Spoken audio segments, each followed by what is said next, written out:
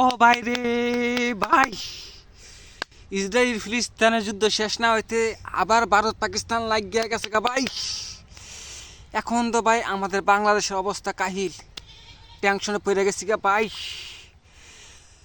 এখন আমরা কাকে সাপোর্ট করব?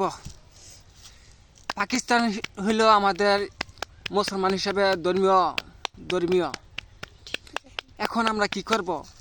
এখন ভারত আমাদের পাশে ছিল 1971 সালের কথা মনে করতে গেলে। আবার ভারতও 40 কোটি মুসলিম আছে। এখন ভাই কাকে সাপোর্ট করব?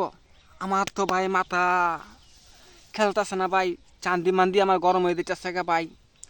আপনারা যদি আমাকে না বলেন আমি কার পাশে দাঁড়াবো, কোন রাষ্ট্র হিসেবে আমি কথা বলবো? ইস, এদিক দিয়ে আকাশের গরম, এদিক দিয়ে পাকিস্তান আর ভারতের গরম। ভাই আরেকটা কথা ভাই, কিনো ভাবে ভাই রাত্রে যুদ্ধ করা যাইব না ভাই? কিনো রকম যদি ভাই একটা হোয়াইট বল হয় ভাই, তো ভাই আঙ্গ বাংলাদেশ শেষ।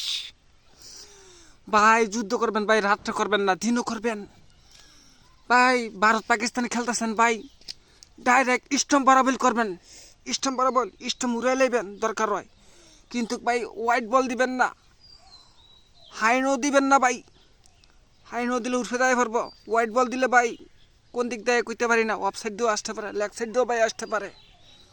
ভাই আপনাদের কাছে আমাদের একটা অনুরোধ,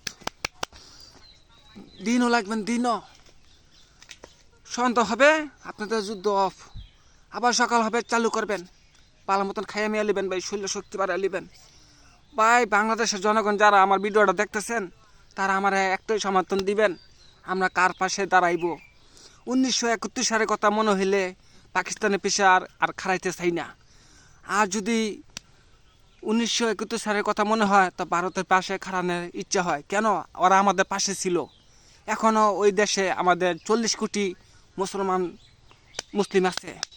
এখন ভাই আমার তো ভাই মাথা খেলে না, আপনারা তাড়াতাড়ি আমার মাথাটা ঠিক করে দেন ভাই, কোন দিকে দেয়া খারাপ ভাই। সবাই ভালো থাকবেন, সবাই আমার ভিডিওটা দেখার চেষ্টা করবেন।